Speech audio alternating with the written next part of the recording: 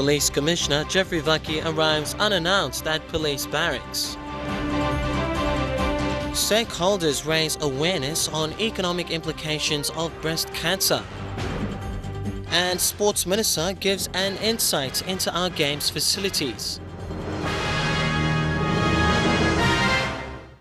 This is National EMTV News with Tokana Hasavi. This is Tuesday's news. Good evening and thanks for your company. Residents at Port Moresby's Gordon's Police Barracks received a surprise visit from Police Commissioner Geoffrey Vaki this morning. Mr. Vaki arrived unannounced and accompanied by senior officers of the force to address several disciplinary issues that he believes have become profoundly evident within the police living quarters and perpetrated by police members and their families. You are bringing boy here and you're sending it to the barracks. Vaki said discipline and order is not being upheld in police barracks nationwide, and police members with their families are heavily involved in practices such as selling of betel nut despite the betel nut ban, drunken disorderly behavior from liquor consumption, and harboring of wantoks, resulting in overcrowding of facilities. The Commissioner said Gordon's Barracks in Port Moresby has been the centre of media scrutiny and public criticism following reports of police members allegedly confiscating betel nut from smugglers and conveying them back to the barracks to sell. You man Mary, you like Salem, Kai blow you carry people to market in Salem. As of tomorrow, nobody will sell betel nut in this barracks nationwide. Vaki said these practices have brought shame and embarrassment to the once iconic and respected policing organization, causing public confidence for the force to decline.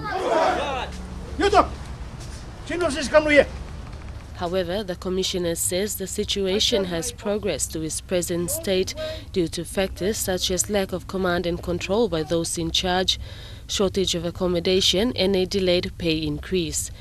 When addressing the crowd, the Commissioner told the men of law that although the issues are serious and will be taken into account, police members should not see this as an excuse to allow self-discipline to erode. To ensure that good governance prevails, so that we'd like to turn this organization around so that the public can have some confidence and some respect. In addressing these issues, the Commissioner said his approach stresses mainly on good governance to allow reinstatement and reinforcement of standing orders. This will mean fortnightly inspections, compulsory work parades, and firm disciplinary actions taken against those who do not abide by the law. Vanessa Knight, National EMTV News. The Asian Development Bank has approved a 5-year country partnership strategy with Papua New Guinea. This country partnership strategy, 2016 to 2020, will support the country's drive to remove infrastructure bottlenecks and barriers to job and business creation. The strategy's first country operations and business plan makes available over $600 million. Now that's over $1 billion kina in resources to Papua New Guinea. ADB has a very good relationship with Papua New Guinea. Marcelo Mink is the Asian Development Bank PNG country director. He explained that within the 5-year country partnership strategy, there is an operations business plan for the first 3 years. The 2016 to 2018 assistance program combines ADB's own finance with partnerships to accelerate ADB's development effectiveness. We have found an approach that has improved our operations in the way we service the country, which is again focusing on improving and maintaining infrastructure. ADB's partnership with PNG will focus on upgrading national transport networks for access to service delivery and to unlock the economic potential of rural workers. Support will also go to renewable energy development to expand access to power. Recently, ADB and the PNG government made significant progress in upgrading the country's major infrastructure assets. The construction of the Leh Port Tidal Basin significantly boosts cargo handling capacity at PNG's busiest port. Mr. Ming said ADB will continue its support in Phase 2, but in a different way. For Phase 2, we will be very happy to support the government in establishing some sort of public-private partnership to make sure that we can bring expertise to the ports for its operations. ADB also has a pilot plan, a border project in the northwest corner of the PNG-Indonesian border. In the northwest corner of the country, in the border with Indonesia. That is very important because that will open potential of trade and economic opportunities with our Asian neighbors. ADB has current programs for rural health, microfinance and improving roads in the Highlands region. Mr. Ming said these improvements are done in an inclusive way, ensuring that the underprivileged population in Papua New Guinea benefit from these improvements. Delhi Bagu, National EMTV News. PESA Plus, or the Regional Free Trade Agreement known as Pacific Agreement on Closer Economic Relations, will undermine the economic sovereignty of Pacific Island countries. This is according to a Pacific NGO called Pacific Network on Globalization. The NGO is calling on Pacific Island governments to walk away from this agreement as they say it threatens the livelihoods of Pacific Islanders. Adam Wolfenden, a campaigner with this NGO, explained some of these concerns in a phone interview with EMTV News this afternoon. Negotiations on PESA Plus among Australia, New Zealand and 14 Pacific Island countries including PNG started in 2009. The Pacific Network on Globalization has been following these negotiations since then and maintained their reservations about this free trade agreement. We need to understand what the path that PESA Plus will set the Pacific on is, and then say, is that the path we want to be on? Does that path reflect the reality that we live in? And PESA Plus is about facilitating Australia and New Zealand exports either through goods or through services and investment into the Pacific. And that has huge implications for a lot of small and medium enterprises who just won't be able to compete with these, the bigger companies from Australia and New Zealand. It may not necessarily explicitly say something like, non-islanders can own land, but given the very tricky and complex nature of services and investment within PESA Plus, how land is used and accessed then starts to come under question. So that's something that we think that definitely needs to be more awareness of and discussion around it, at least. Wolfenden says they have seen the draft section of PESA Plus that deals with conditions around services, and it confirms much of their reservations. The Pacific Network on Globalization has launched a campaign called Taboo PESA Plus, which aims at informing and creating more discussions around this issue. Sarah Aupong, National EMTV News. Among stories coming up after the break, an update on the oil search baton relay in the Western Province. Stay tuned for that.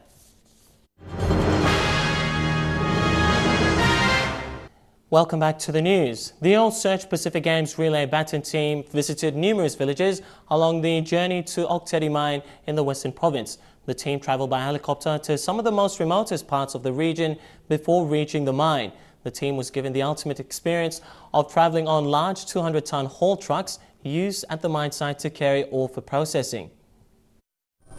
On their second day in the Western Province, the relay team was taken on a scenic tour of some of the remotest parts of their region by helicopter. The team was taken along the soon-to-be heritage-listed Hindenburg Wall across the top of the Western Province before dropping into the blanket of clouds in search for Oksampan. Upon arrival, locals gathered at the airstrip to settle their curiosity, wondering what the helicopters had brought. Surprised as they were, the Pacific Games relay team exposed the baton, which was then enthusiastically welcomed into their community. The baton, known for its resemblance of the infamous Kunda drum, significant to provinces in Papua New Guinea, had been passed on to villagers for their share of the fun. Before reaching the mines, the relay made one more stop at Nomad Village. Nomad Village is an isolated community in the northeastern corner of the province with no accessibility by road, the only exception by air, and very little interactions with the outside world. Tura made an appearance, and this could have been the first time for the village kids to see the game's mascot. After a cheerful farewell, it was time for the team to make their way over to the Oktedi mines. The flight to the mine site showcased some of the province's most pristine and untouched beauty. but the best was saved for last. The team got a bird's-eye view of the mine pit before a tour of the site. The baton then travelled to the Oktedi Mine headquarters on site, where all ground staff were given the opportunity to pose and take photos with both the baton and tour the Kokomo. Lorraine Genia, National EMTV News. The PNG Investment Promotion Authority says there has to be more effort put into encouraging Papua New Guineans to create businesses that last. The authority says business prospects created by ordinary Papua New Guineans fail because of the lack of management skills to run the business. MTV's Edwin Fidelis has more on this report. While PNG's economy looks promising, the IPA says ordinary Papua New Guineans have to grow with it. The authority says relevant stakeholders must carry out awareness to encourage Papua New Guineans create businesses and participate meaningfully in it. To be in business, you don't have to have a lot of money. You can start a business with 50 kina, 100 kina, and even 200 kina. Because this is the kind of activity where a lot of our people are studying at the village level as well as the level in the suburb. While the government eyes bigger foreign businesses, it has also taken into consideration the issues facing ordinary people. The government, through its Trade, Commerce and Industry Department, introduced the Small to Medium Enterprise Sector, or SME. It targets ordinary Papua New Guineans who don't have paid jobs to create their own businesses. But what's worrying has been the skills and knowledge that are lacking to run the businesses.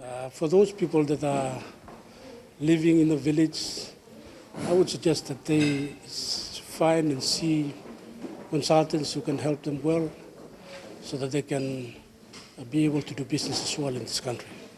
In Ley, the wharf has been extended, the roads have been upgraded and businesses are growing unlike before. While businesses are poised to expand, the Morobe provincial government also wants to make sure that there is equal participation. In this interview last week, the Morobe governor challenged Morobians to participate in the economic boom in Ley. Investment, na business, na growth in Satlong City Blue you mean now. Me play start long kisim encouraging more lenonas local inside. While there is new confidence in business growth, the PNG Investment Promotion Authority says there has to be more focus given to Papua New Guineans so that they build their own businesses to last. Edwin Fidelis, National EMTV News, Ley. Sections of the Sogeri Road in Central Province are in a bad state. Potholes are getting bigger each day and the road is getting narrower. However, the recent work carried out by a global construction company has been welcomed by road users.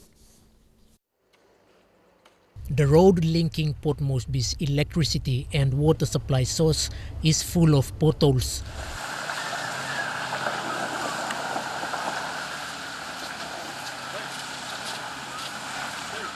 This bridge, built using timber materials, has provided a pathway for light and heavyweight vehicles for over 7 years now.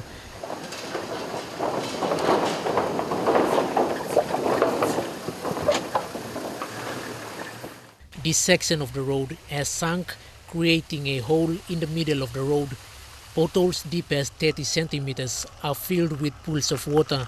The Sogeri Road leads to Sogeri National High School, the PNG Power Hydro Dams, Sirinomo and Rauna, the famous Kokoda Trek and the Variarata National Park. Over the past 5 years, little maintenance has been carried out.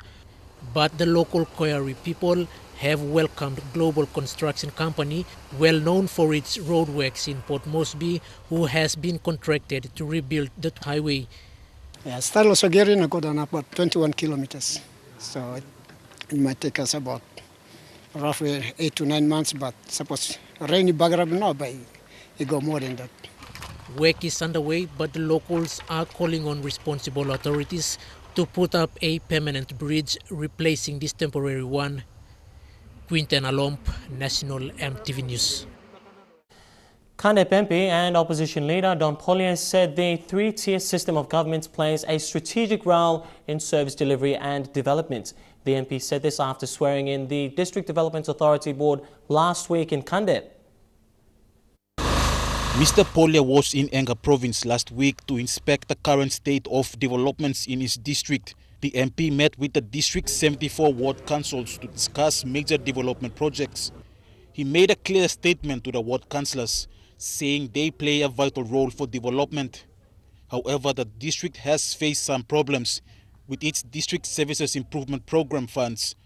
The MP says over the last 14 months, only 6 million kina has been given to Kandep district. He urged his people to be content with what little developments the district is seeing. Kandep is one of many districts that have not received its DSIP in full. Over the last 14 months, it has received only 6 million kina.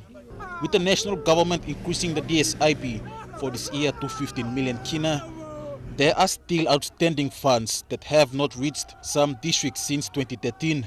For Kandep, the MP encouraged local level governments to work close with the district and provincial government. He says LLGs play a strategic role in achieving development goals for the district. Pole committed 1 million kina to the 74 ward councillors through the district's 2 LLGs. He also announced the Kandep to Mendi Road, which will be upgraded at a cost of 280 million kina. And with the swearing in of the Kandep District Development Authority, it will make the distribution of funds to LLGs much easier to deliver services. Stanley Over Jr., National EMTV News. And now we take a look at the finance news. The kina closed unchanged at $0.3725 in the interbank market, and at Bank South Pacific, our kina was fetching $0.365 $0.4694 Australian dollars, €0.3356 euro, and 43.1 Japanese yen. Looking at commodity prices at New York close, gold, coffee, cocoa, and copra all closed the day lower. Palm oil closed higher, while copper and crude oil closed the day lower. And lastly, on the stock market, the Dow Jones closed at 208 points higher, the ASX closed at 36 points higher, and the All Ordinaries closed at 38 points higher. West Sepik Provincial Police Commander maintains that 17 PNG citizens are locked up in Indonesia. We'll have that story plus many more coming up after the break. Stay with us. Thanks for your company and welcome back to National EMTV News. West Sepik Provincial Police Commander Robert Gessa has maintained that there are 17 PNG citizens locked up at Doyo Prison in Sentani, Indonesia. The PPC says investigators are working on the case to confirm the 17. However, no talks have been made with the Indonesia Prison Authority on the status of the 17 nationals. In a phone interview with West Sepik Provincial Police Commander Robert Gessa, he confirmed that there are 17 PNG nationals locked up at the Doyo prison at Sentani, Jayapura in Indonesia for smuggling marijuana. Gessa says a team of investigators are working with the Indonesian police and the prison authority to release personal information of the 17. I have got my investigator who is working on it to talk to individual areas where they come from to reconfirm this information so we can be able to confirm, yes, there are 17 in there. At this moment, the information we got is from the Indonesian prison authority who has given us a name list and the total number of prisoners held there now, totaling 17. No proper reports have been established yet of the 17. However, the two that were caught last month have been identified by Vanimo Police as Sakias Ante, who is a two-time escapee from Indonesia, and Valentine Kandam, both from West Sepik. While the government has not come out to discuss the issue in the media, MTV was informed by the Office of the Chief Migration Officer that the statement will be released tomorrow. Meanwhile, the opposition had this to say in a recent media conference. I say that the Foreign Affairs Minister, back to what we were talking about, has a lot to do in the next few months in terms of addressing those issues of the 17 people. Thank you. The penalty for drug smuggling into Indonesia is the death penalty. The 17 caught are likely to face a similar sentence if found guilty. Stanley Ovett Jr., National EMTV News. Australian Prime Minister Tony Abbott has urged people to attend Anzac Day events after an alleged attack plot was foiled in Melbourne. On Saturday, Australian police arrested 5 teenagers who were alleged to have planned an Islamic State-inspired attack on Anzac Day this week. Abbott said the best thing now was for people to turn up in large numbers at Anzac events. More than 200 police personnel were involved in a series of raids in the southern city of Melbourne in the early hours of Saturday following a month-long operation.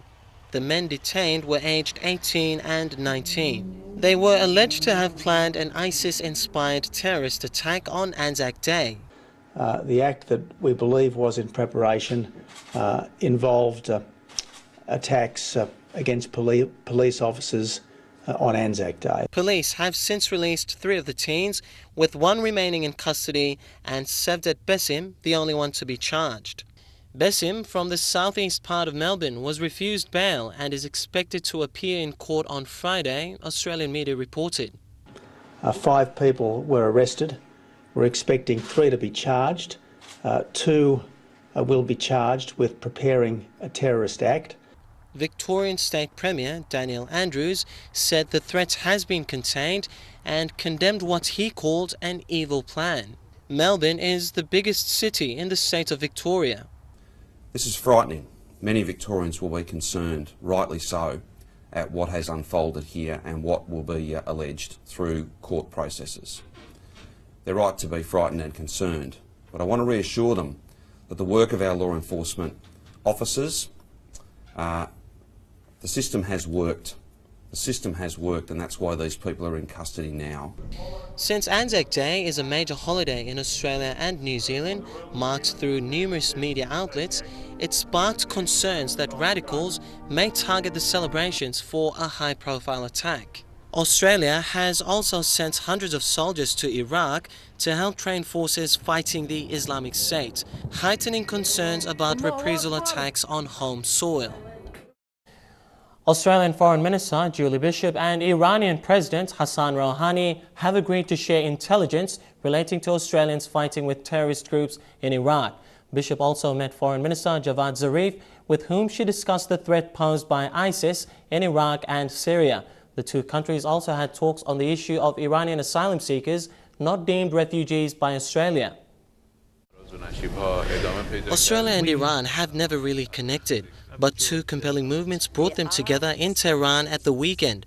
The frequent movements of Iranian asylum seekers to Australia and the movement of Australians to Iraq in support of terrorist groups.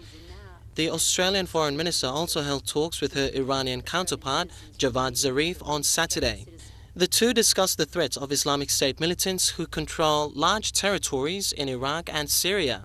We had a detailed discussion about our respective roles in Iraq and the support that we're providing to the Abadi government to build capacity within the Iraqi security forces. I detailed Australia's involvement.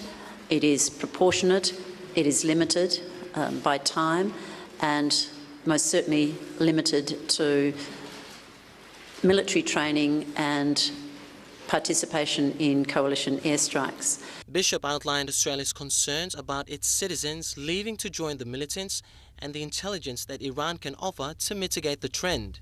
There are Australian citizens, indeed there are citizens from about 80 or 90 countries around the world who are being drawn to this conflict, and it is in our national security interests to prevent Australian citizens from leaving, to prevent Australian citizens from taking part in this conflict, and to defeat Daesh, and we will do that through our support for the Iraqi government. The 2 ministers decided to hold further talks on the issue of Iranian asylum seekers not deemed refugees by Australia. Level of exchange between citizens of our 2 countries, given some of the challenges that we have in terms of human trafficking, it's been decided to continue our discussions at an officials level through a consular dialogue. Australia has been negotiating with Iran on an information sharing arrangement for a number of months, but the diplomatic push intensified following Sydney's siege in December, in which 2 hostages and the gunman, man Harun Monis, were killed. Bishop brushed aside concerns that the informal arrangement would strain relations with Israel and the United States. Around 100 Australians are believed to be fighting for ISIS or related groups in Iraq and Syria. Tens of thousands of Brazilian employees have lost their jobs amidst an ongoing multi-billion corruption scandal involving semi-public state oil company Petrobras. The investigation, called Operation Car Wash, was instigated early last year but has deepened in recent months. MTV's Alana Lay with this report. Operation Car Wash has intensified in recent months, with key infrastructure projects put on hold or scrapped as Brazil's biggest company goes under the microscope. Petrobras saw a wave of job losses since November, following investigations into price fixing, bribery, and political kickbacks. There was a chain reaction. If the large companies on top are not employing, those which are below them and which offer services to Petrobras end up not making any profits and stop buying from the companies below them, which then affects the micro businesses and the individual. Petrobras cancelled 2 refineries worth over a combined 27 billion kina. One of these is Compurge, a fertilizer plant, which went from 17,000 workers last December to 3,000. They reduced the volume of their workers, and we weren't expecting to lose our jobs, which means that many of us had bought things which are now very difficult to pay off, and to pay taxes too. I was paying everything exactly right, and now I am in big problems again. Even if we take odd jobs, it is not something you can count on. The repercussions were felt after Operation Car Wash prompted Petrobras to put 23 suppliers, which include some of Brazil's biggest construction firms, on a payment blacklist. The firms are some of Brazil's most active in the construction of ports, highways, stadiums, and other facilities for the 2016 Rio Olympics. Political parties and politicians reportedly received kickbacks on inflated contracts from other state-run companies. Having to leave is very complicated, as I don't see it as the company's doing. For me, this comes from what went on in Brasilia, where a lot of money was stolen. They wound up with no money and they started taking ours. And then what happened? There was nowhere left for them to take money from. So now they are taking it from the workers. There are now concerns that the probe will delay the completion of infrastructure needed to stave off electricity shortages. Alana Lay, MTV World News. Back home, Hospital Paramount Foundation, in partnership with Paradise Private Hospital and other stakeholders, hosted a breast cancer breakfast this morning, which featured presentations on the economic implications of breast cancer in the country. The breakfast, held as part of the foundation's ongoing awareness and fundraising campaigns, saw a great turnout from both women and men from all sectors, pledging their support for the fight against breast cancer. Every 23 seconds, someone in the world is diagnosed with breast cancer. In PNG, the incidence of breast cancer in women has steadily risen over the years, with women between 21 and 35 most at risk. The trend has risen in all 4 regions, with 2 out of 5 women diagnosed with breast cancer daily. Breast cancer is the 3rd biggest killer of women in PNG and the 3rd most common type of cancer, after cancers of the cervix. Despite statistics being a cause for distress, there is a lack of understanding of breast cancer, the signs and symptoms, with treatment options limited in PNG. For a nation with a population of more than 7 million, there are only 2 mammograms in the country that allow for qualified specialists to examine the breast tissue. This lack of medical equipment available in the country is the driving force behind Hospital Paramount Foundation's ongoing initiatives to raise funds and awareness for breast cancer. One such held today. Is breast cancer a national issue?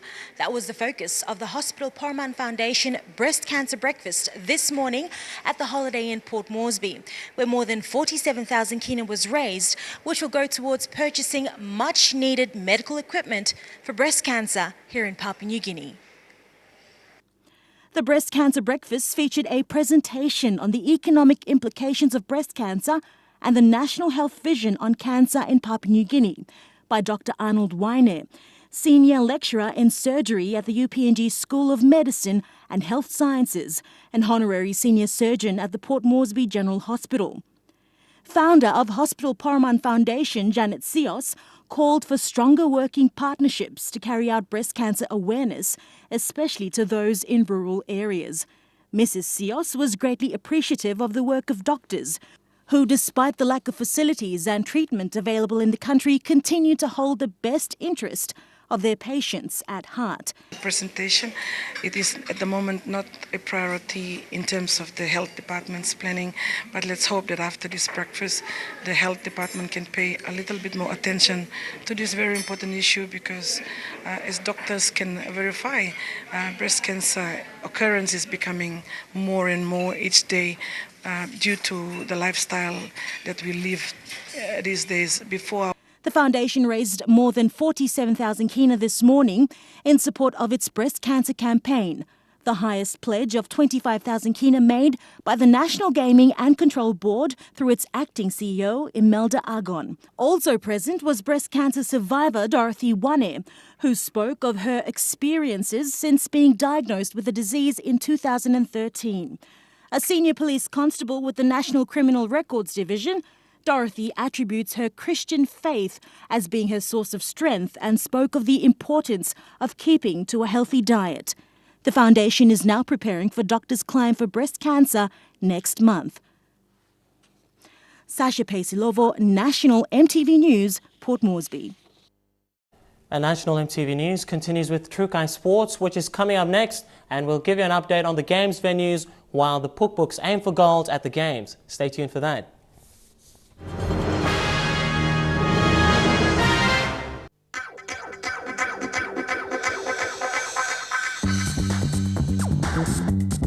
Trukai Sports.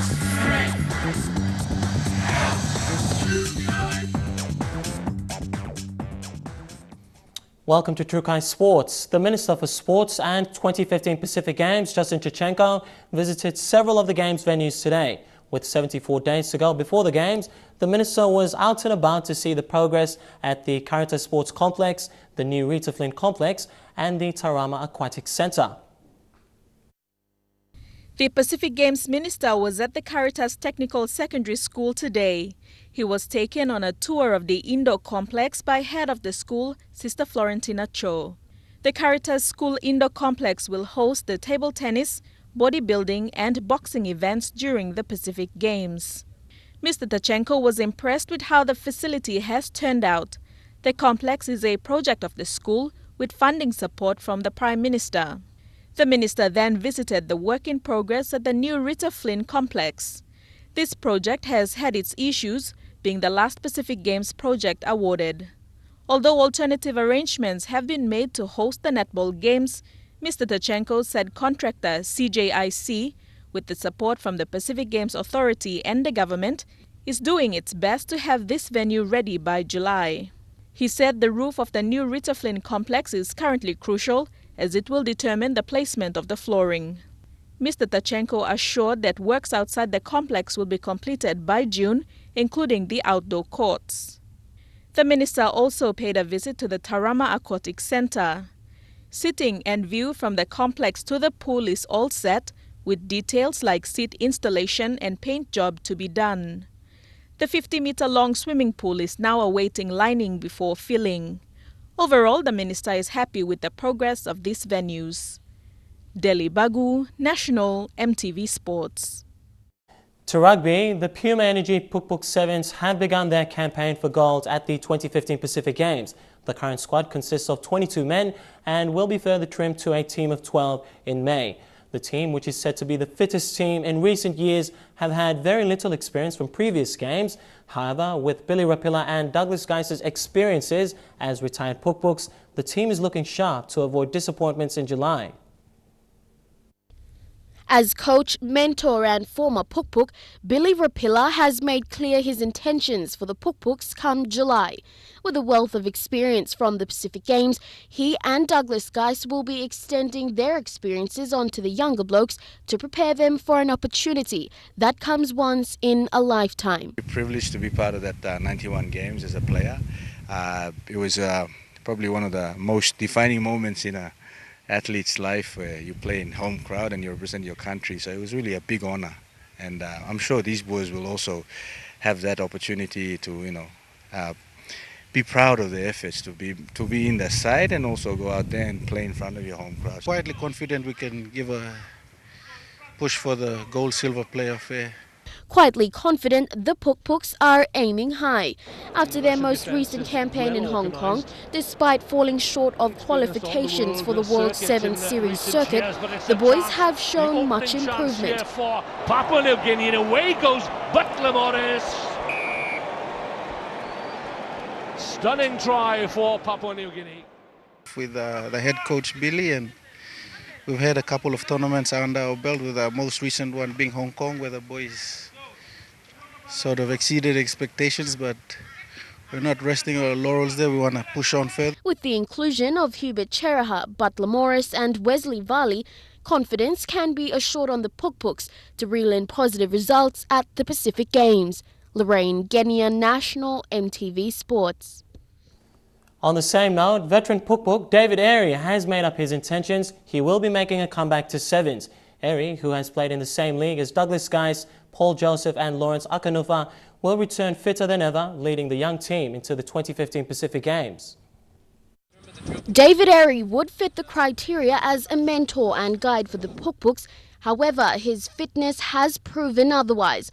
David, who would automatically take a leadership role, has been training with the Puk-Puks since their return from Hong Kong. Just here to help the young guys coming through, I guess, add a little bit of experience or give them a bit of a guiding hand.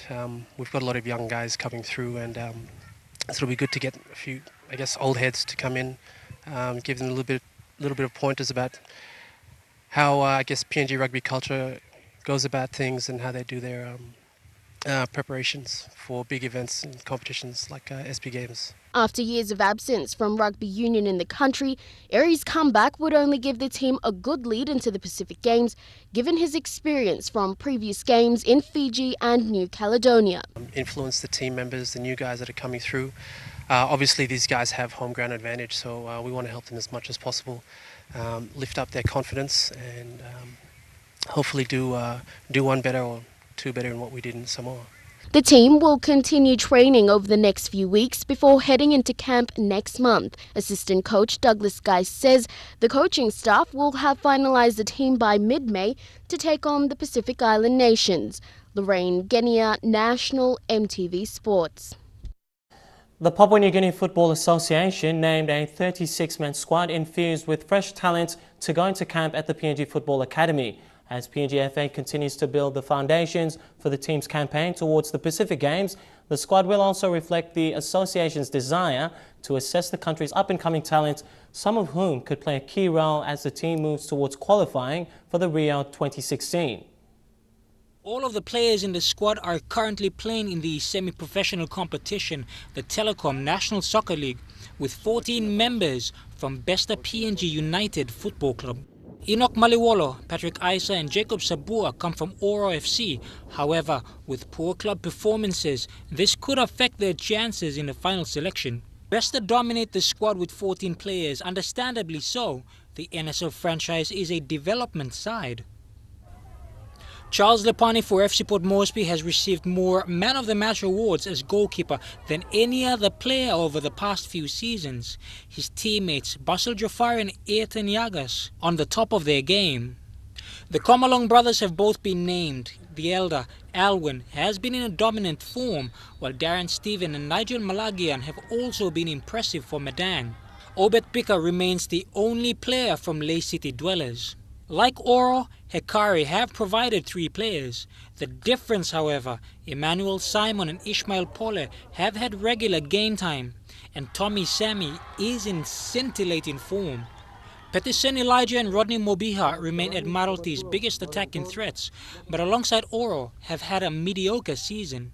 Coach Ricky Herbert is tasked to assess, assemble, and put the best team forward for the qualifiers for Rio 2016. Pretty early stages yet, I think. 3 months of preparation still to go, but I think very positive coming off the back of the Solomons. I think it's the first time PNG have won a game there, so I know with New Zealand it was always a difficult place to go, so that's a good step in the right direction for us. But I'm here. Jeremy Moggy, National EMTV Sports. Well, Trukai Sports continues after the break. Southern Islands provinces bid to host the next PNG Games and some NRL action. That's coming up after the break.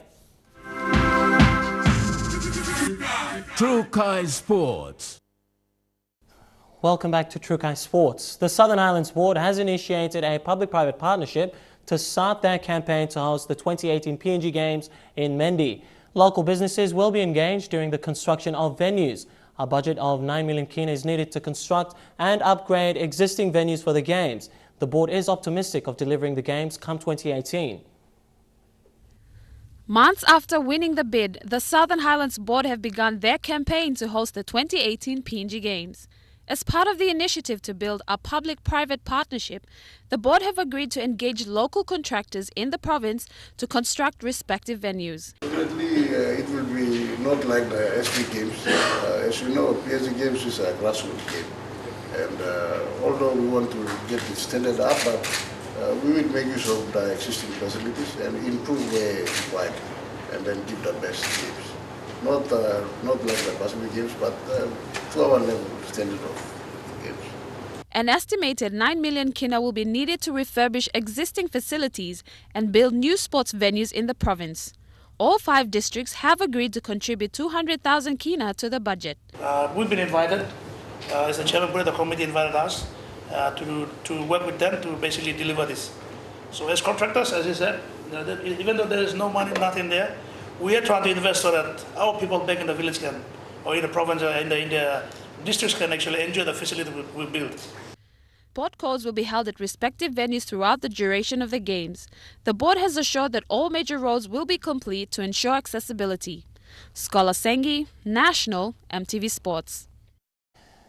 To Rugby League, following last weekend's thrashing by the North Queensland Cowboys, the South Sydney Rabbitohs suffered their second loss in a row, this time at the hands of the Cronulla Sharks. The Rabbitohs went down to the Sharks 18 points to 10.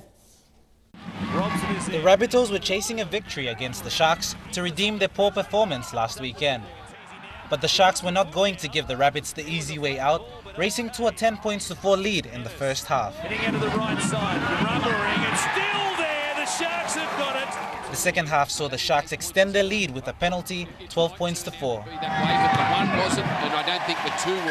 However, South Sydney through Chris McQueen scored from a Luke Keary grabber on the 54th minute. McQueen is there. Chris McQueen. Isaac Luke added the extras and cut down the Sharks' lead, 12 points to 10. With the game looking to go anyone's way, Jason Bukuya scored near the post from a Michael Ennis kick. Ennis with a good kick. It came back to a Shark. And Valentine Holmes made no mistakes, extending the Sharks' lead 18 points to 10. The difference. The Cronulla Sharks held on to the 8-point lead to claim victory over the South Sydney Rabbitohs, and the win sees them jump to 10th on the NRL points ladder. The fans who made their way to Ramonda Stadium tonight. Leon Kombeng, National, EMTV Sports. And that's how we wrap up our sports segment tonight. Up next, the weather details. Stay tuned. Trukai Sports.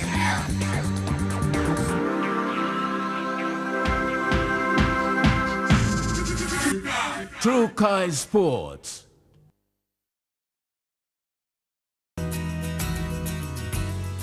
A quick look at the weather forecast for tonight and tomorrow in southern region, Port Moresby and Karama to look forward to evening showers. In Momase, fine weather expected in Wewak and Vanimore. In the New Guinea Islands, mostly fine in Loringa. And lastly, in the Highlands region, all centres to anticipate evening showers, then morning fog. Now a recap of our main stories before we go tonight. Police Commissioner Geoffrey Vaki arrives unannounced at Police Barracks. Also, stakeholders raise awareness on economic implications of breast cancer, and Sports Minister gives an insight into our Games facilities. And that's the way it is this Tuesday, the 21st of April 2015. From the news team, I'm Tokana Hasavi. As always, thanks for your company. You take care and stay safe. Good night.